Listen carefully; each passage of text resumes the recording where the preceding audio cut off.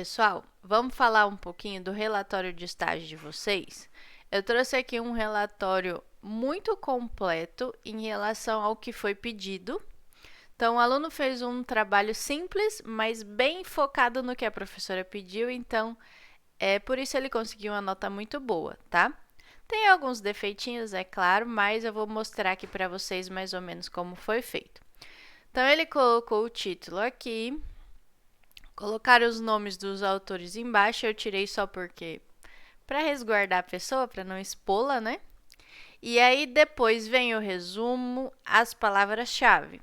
Lembrando, resumo máximo de 250 palavras, palavras-chave de 3 a 5. Então a pessoa fez tudo direitinho. Se a gente contar essas palavras aqui, ó, 177 palavras. Então tudo certo. O resumo tem que ter um pouco de tudo que tem no trabalho. Então, ele vai falar um pouquinho da introdução, da metodologia, do resultado e da conclusão, tá? Palavras-chave, o normal é a gente tentar não repetir palavras do título nas palavras-chave. Não é uma regra, não é obrigatório, tá? Mas a gente faz isso porque, imagina você vai publicar esse seu trabalho.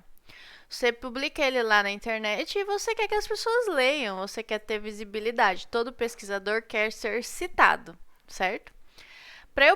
Quando eu vou pesquisar sobre trabalhos na internet, eu vou digitar lá algumas palavras e os trabalhos que têm essas palavras vão aparecer para mim. Então, se você tem palavras no título e nas palavras-chave que são diferentes, a chance de eu encontrar o seu trabalho quando eu pesquiso é muito maior, tá? Mas não é obrigatório que seja diferente, tá bom?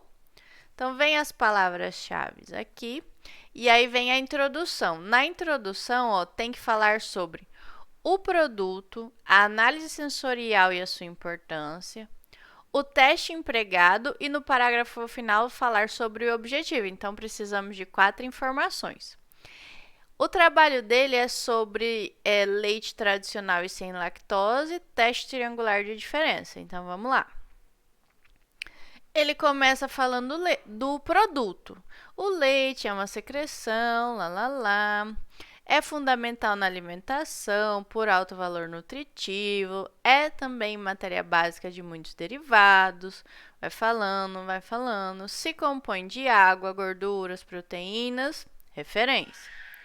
Entretanto, existem pessoas que têm necessidades específicas, como intolerância, que precisam consumir leite e seus derivados com ausência de lactose. E vai dizendo. Por isso, surgiu a ideia de analisar uma amostra de leite sem lactose. E aqui, ele termina de falar do produto e seria legal que ele desse mais uma brecha para ficar mais fácil, para ter mais linearidade entre os assuntos, sabe assim? Uma conexão maior entre o parágrafo de cima e o de baixo. Então, antes de já falar direto da análise sensorial, ele podia dizer o seguinte, que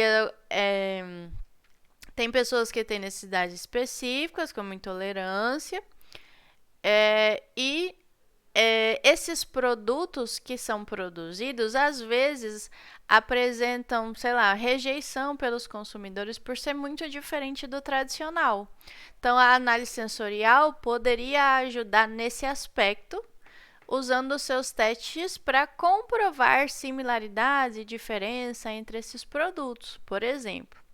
E aí ele entra na sensorial, aí ia ficar um pouco mais legal, né? Mas o jeito que ele fez aqui tá certo. Falou do produto, vai falar de sensorial. Então ele diz: a análise sensorial é uma disciplina usada para evocar, essas características tendem a ser percebidas. No setor de alimentos, a análise sensorial é de extrema importância para avaliar isso.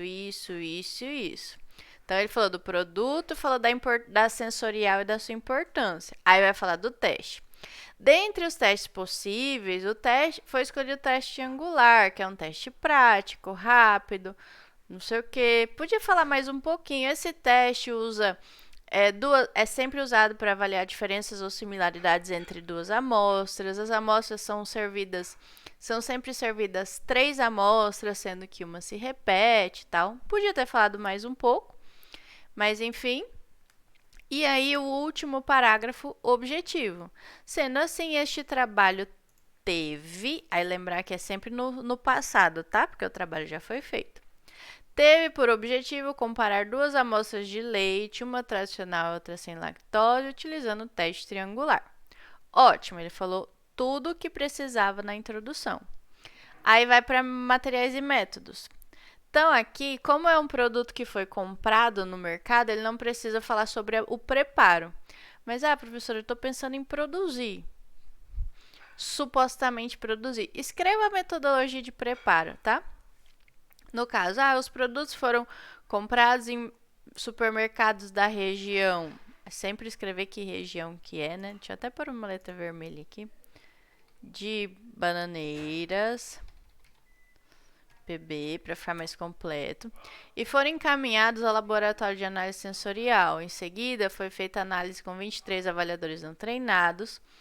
Foram direcionados a cabines. As amostras foram apresentadas com 3 dígitos em ordem distintas. Para não influência, foi oferecido água entre uma amostra e outra.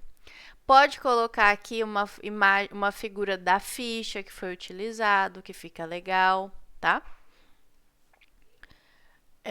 E dá para dar uma incrementada nessa metodologia, que ela tá muito pequenininha. Mas do jeito que tá aqui também tá correto. Quantidade de pessoas, dá para dizer que o levantamento dos dados ou a análise dos dados foi feita utilizando o nível de 5% de significância, tá? Mas tem aqui o número de pessoas, onde foi feito, como foi feito. Então, as amostras foram servidas em bandejas com 3 dígitos aleatórios, eram servidas 3 amostras. Ao avaliador era perguntado qual das 3 amostras era a amostra diferente. Dá para escrever isso um pouquinho mais completo, mas aqui está super correto, tá? E aí vem resultados de discussão. O que eu peço? Que vocês exponham o resultado e tentar usar pelo menos um outro autor para discutir o dado de vocês. Então, no caso dele, dos 23 avaliadores, 15 perceberam a diferença e, portanto, acertaram o teste e garantindo assim que houve diferença sensorial entre as amostras ao nível de 5%. Então, esse valor aqui de 15 sou eu que dou, tá? Então, você já, professora, eu vou fazer o teste tal com tantas pessoas. Eu vou te dar algum dado para você avaliar, certo? Aí vem alguns comentários ou algumas discussões mesmo. Bem legal ele fez, Os avaliadores perceberam a diferença provavelmente porque a lactose não é muito fácil de ser substituída, pois a sua ausência gera um sabor bem perceptível. A lactose tem um papel bem fundamental em termos de sabor do leite. Aí ele até citou um outro autor, apesar de que está errado, né? Era para pôr só o sobrenome e o ano, mas enfim. De acordo com o Pascoal, e aqui o ano não sei, depois a gente olha. E nem tá aqui essa referência, né? Depois, enfim, tem que pôr as referências.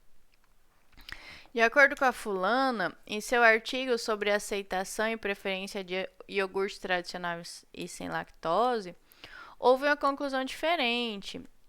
Com base em seus dados, não ocorreram diferenças significativas entre as amostras em relação aos atributos, tal.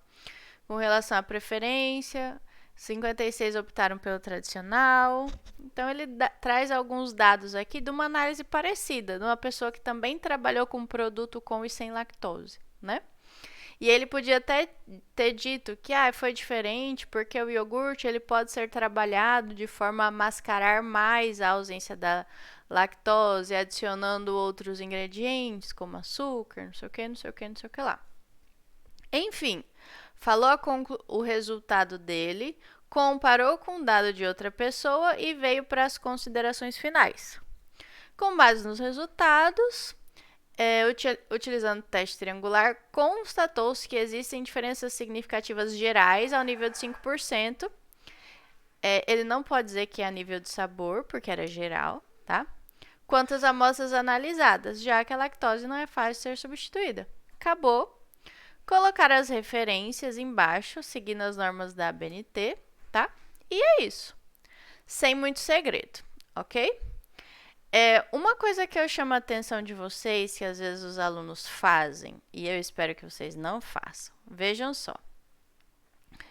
Digamos que vocês querem falar no trabalho de vocês sobre análise sensorial. Aí vocês vão lá, deixa eu abrir uma página aqui. Vocês vão lá no Google Acadêmico. Google Acadêmico. Aí vocês digitam lá análise sensorial de alimentos. De alimentos. Aí aparece um texto qualquer aqui. Deixa eu pegar um que é artigo que é mais curto. Enfim, vou pegar esse aqui. Vou pegar o texto da pessoa.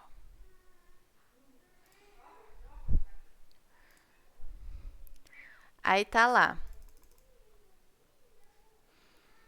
A pessoa tá dizendo: a análise sensorial é definida pela Associação Brasileira de Normas Técnicas como a disciplina científica usada nananã. Nossa, mas esse aqui não tem nenhuma referência, né? Eu já ia dar esse como exemplo, mas não tem referência. Deixa eu achar um que tem referência. Digamos que vocês queiram pegar esse texto aqui. Eu gostei disso aqui, isso é importante no meu trabalho. Está escrito: segundo a ABNT, odor é a propriedade sensorial perceptível pelo órgão olfativo, nananã. Essas substâncias, blá, blá, blá. Esse trecho aqui tá legal, quero usar isso. Aí o aluno vai lá, copia isso aqui. Vou pôr aqui nesse trabalho, tá? Vai lá na introdução, cola esse trecho aqui, ó. Vou deixar pintado de vermelho só para vocês saberem que trecho é, tá?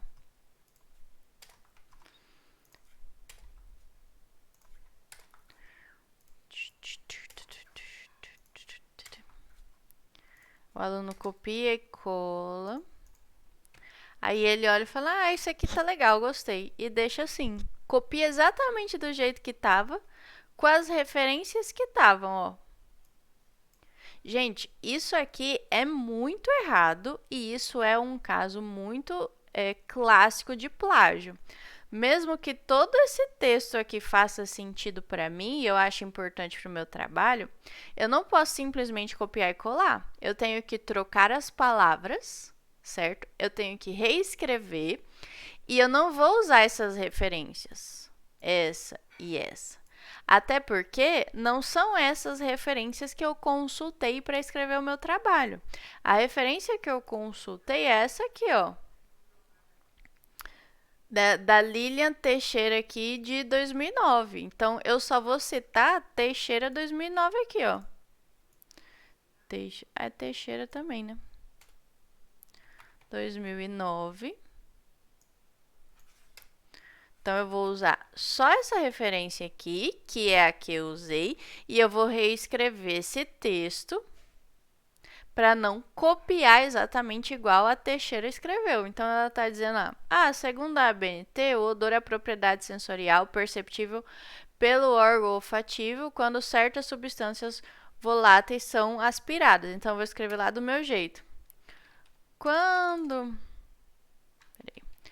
Quando substâncias voláteis são aspiradas pelo nosso órgão olfativo, a propriedade sensorial percebida é o odor. Ponto.